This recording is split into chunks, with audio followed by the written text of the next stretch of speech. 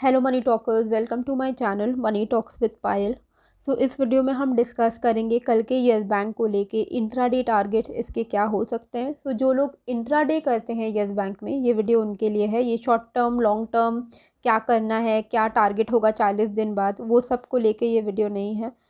तो yes bank का अगर हम आज के दिन का देखें तो 13.05 पे इसने क्लोजिंग दी है। 13.20 पे ओपन हुई थी और हाई इसका आज के दिन का था 13.25 और लो था 13 रुपीज़। अगर आप इसका जो पैटर्न देखोगे ना, 5-10 पैसे का ही मूवमेंट होता है। तो आपको जो, क्योंकि ये छोटा शेयर है, 13 रुपये का शेयर है, और अगर आप वोडाफोन हो गया जैसे 10 रुपये का शेयर हुआ या 13 रुपये का शेयर हुआ, जो छोटे शेयर होते हैं ना, उसमें आपको क्वांटिटी ज़्यादा रखना है, ठीक है, क्वांटिटी मोर, और जो टारगेट है वो छोटा रखना है। मतलब टारगेट आपका कम होना चाहिए, क्योंकि मूवमेंट इसमें कम होता है और क्वांटिटी ज़्यादा रखोगे और मल्टीपल ट्रेडिंग करना है, तब जाके आप ऐसे छोटे छोटे शेयर में कमाई कर पाओगे, ठीक है। क्योंकि इसमें जो मूवमेंट होता है वो ज़्यादा नहीं होता है, 5 पैसे का होता है, 10 पैसे का होता है। तो वो मैं टारगेट आपको बता दूंगी कि किसके ऊपर जाने पे आपको बाई करना है, किसके नीचे जाने पे आपको सेल करना है, वो सब मैं आपको बता दूंगी। पर आपको भी अपना थोड़ा सा इसमें ब्रेन यूज़ करना होगा कि टारगेट आप एकदम 1-1 रुपये का टारगेट मत रखिए, ठीक है। अब कल के दिन के लिए पहले हम लोग ये देख रहे थे कि 13.05 पे बायर्स खड़े हैं 2.5 लाख के करीब। लेकिन इसका जो कल के टेक्निकल एनालिसिस के हिसाब से चांसेस है कि कल के दिन इसमें बेरिशनेस रहेगा, यानी कि कल इसमें जो लोग शॉर्ट करते हैं, जो लोग सेल करके चलते हैं, उनके लिए कल का दिन है येस बैंक के लिए। ऐसा मुझे लगता है टेक्निकल एनालिसिस के हिसाब से। I can be wrong, okay. तो 13 रुपीज़ के ऊपर जाएगा तब आप इसमें बाई कीजिएगा। 13.5 का पहला टारगेट, 13.10 का सेकंड टारगेट एंड 13.20 का थर्ड टारगेट। कल के दिन चांसेस है कि 13 रुपये के नीचे जाएगी, ठीक है। चांसेस तो यही है 90%। तो आपको क्या करना है, अगर 13 रुपये के नीचे जाएगी तो आप इसमें सेल करके चलोगे, यानी कि आप इसमें शॉर्ट करोगे, ठीक है। टारगेट आपका क्या होना चाहिए, 12.95। 12.95 में आप एंट्री भी ले सकते हो। पहला टारगेट होगा आपका 12.95, जहाँ पे आप एंट्री ले सकते हो। फिर जो इसका सपोर्ट लेवल है वो है 12.85 का, जो आप अपना टारगेट बना सकते हो। और फिर 12.65। 12.65 बहुत कम चांसेस है कि कल ये 12.65 जाए, पर हाँ, हो सकता है कि 12.85 के आसपास कल ये मंडरा सकती है, ठीक है।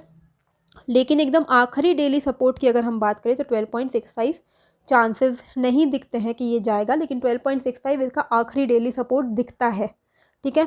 तो 12.85 तक इसके जाने के कल के चांसेस है, तो आप इसमें सेल करके चल सकते हो अगर ये 13 रुपये के नीचे जाती है तो।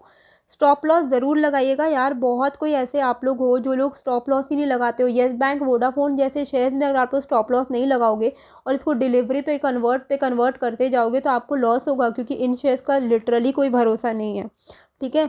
ये सब शेयर्स में ट्रेडिंग करना ही बेस्ट है, मैं तो यही बोलूँगी। क्योंकि ये शेयर में आप, अगर मैं आपको वॉल्यूम दिखाती हूँ, इस शेयर का वॉल्यूम देखो 4.81 करोड़ है, ठीक है। करोड़ों में इनका वॉल्यूम होता है। अगर वॉल्यूम ज़्यादा होता है तो इसमें आपको क्या होगा, फ्लक्चुएशन बहुत जल्दी जल्दी मिलेंगे, ठीक है, जिस वजह से आप इसमें ट्रेडिंग करने का माहौल सही बैठता है। लेकिन अगर आप इसको डिलीवरी में कन्वर्ट कर दोगे और सोचोगे कि अरे आज लॉस हुआ है, इसको लॉस नहीं काटेंगे, इसको हम लोग डिलीवरी में कन्वर्ट कर देंगे, 2 दिन बाद बेचेंगे, 3 दिन बाद बेचेंगे, उससे क्या होता है ना, आपका अक्यूमुलेट होते जाएगा शेयर और बाद में एक मेजर चंक जमा हो जाएगा 13-14 रुपये के आसपास।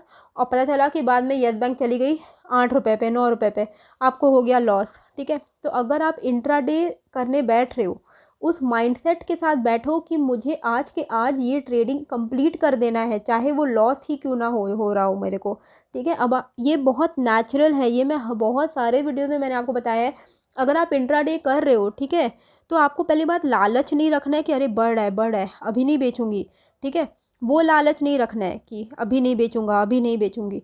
और आप अगर घट रहा है तो ये डर के मारे इसको डिलीवरी में कन्वर्ट नहीं कर देना कि अरे ये घट रहा है बाद में बढ़ेगा तब बेचेंगे, नहीं, काट के निकल जाओ, ठीक है।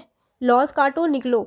अगर आप इंट्राडे ट्रेडर हो, एक्सपीरियंसड हो, तो उनको तो बताने की ज़रूरत ही नहीं। जो लोग पहले से कर रहे हैं उनको पता है कि क्या करना है। लेकिन जो आप लोग में से नए हैं उनको मैं बोलूँ कि ये बहुत नेचुरल है कि अगर आप 10 ट्रेडिंग लेते हो, 10 में से हो सकता है कि आपके 6 ट्रेडिंग सक्सेसफुल हो और 4 ट्रेडिंग आपके फेल हो जाए, ठीक है। पर 6 ट्रेडिंग में अगर आप सक्सेसफुल हो जाते हो तो आप जो कमाओगे ना, वो आपका जो लॉस है वो भी कवर कर जाएगा, साथ में आप प्रॉफिट में होगे। तो आपको पूरे महीने में अगर आप 100 टाइम्स ट्रेड करते हो पूरे महीने में, उसमें से अगर आप 60% भी आपका सक्सेस रेशियो है तो आप अच्छा कर रहे हो, ठीक है। लेकिन एक और चीज़ मैं आपको बता दूं कि ट्रेडिंग जो होता है ना, सबके बस की बात नहीं होती है। और कुछ कुछ लक की भी बात होती है कि ट्रेडिंग सबको सूट भी नहीं करता है। कई लोग होते हैं जो लोग भले ही बहुत पढ़े लिखे हैं और बहुत उन लोग टैक्टिक्स के साथ कर रहे हैं, पर उनका किस्मत उनका साथ देता नहीं है और फिर उनका लक ही नहीं है। अगर आप देख रहे हो कि आपका ट्रेडिंग में सिर्फ लॉस हो रहा है तो ट्रेडिंग करना आप बंद कर दीजिए। इसका मतलब है कि आपकी किस्मत में ट्रेडिंग नहीं लिखा है सही से, तो आप इन्वेस्टमेंट पे ध्यान दीजिए। और अगर आप नए हो तो सबसे पहली बात आप अवॉइड ही कीजिए ट्रेडिंग करना। मेरे हिसाब से ट्रेडिंग आपको तब करना चाहिए जब आपका एक्सपीरियंस हो गया है मार्केट में कुछ समय का, तब आप ना मूवमेंट समझ पाओगे। लेकिन अगर आप ट्रेडिंग कर रहे हो तो प्लीज़ बी श्योर कि लॉसेज होंगे। कोई भी भगवान नहीं बैठा है, मैं खुद भगवान नहीं, कोई नहीं भगवान जो आपको बताएगा कि इतना जाएगा इतना जाएगा। पर हम लोग जो ये टारगेट आपको बता रहे हैं ना, ये प्रोबेबिलिटीज़ पे टारगेट है, ठीक है। टेक्निकल एनालिसिस पे एक मैथमेटिक्स होता है, वो प्रोबेबिलिटी पे निकलता है, ठीक है। तो ये जा भी सकता है, नहीं अब मैं तो दोनों टारगेट बताती हूँ आपको कि बाय भी कर सकते हो। अगर इसके ऊपर जाएगा, इसके नीचे जाएगा तो सेल करो। मैं कभी ये नहीं बता पाऊँगी आपको कि कल के दिन क्या होगा। कई लोग तो कमेंट करते हैं यार कि मैडम 1 महीने बाद क्या इसका टारगेट होगा। अरे हमें नहीं पता, कोई नहीं बता सकते, अनिल सिंघवी भी नहीं बता सकते कि 1 महीने बाद इसका क्या टारगेट होगा, ठीक है। तो ये चीज़ एक आप भूल जाइए कि 1 महीने बाद क्या होगा क्या नहीं होगा। ट्रेडिंग करते हो ट्रेडिंग की तरह लो, माइंडसेट एकदम क्लियर रखिएगा, ठीक है। थोड़ा लंबा हो गया वीडियो ज्ञान देने में, लेकिन होपफुली आपको समझ में आ गया होगा। और प्लीज़ नए हो तो सब्सक्राइब कीजिए, सपोर्ट कीजिए। मिलते हैं फिर एक नए वीडियो के साथ। ज़्यादा से ज़्यादा लाइक कीजिएगा, मुझे सपोर्ट कीजिए। Thank you.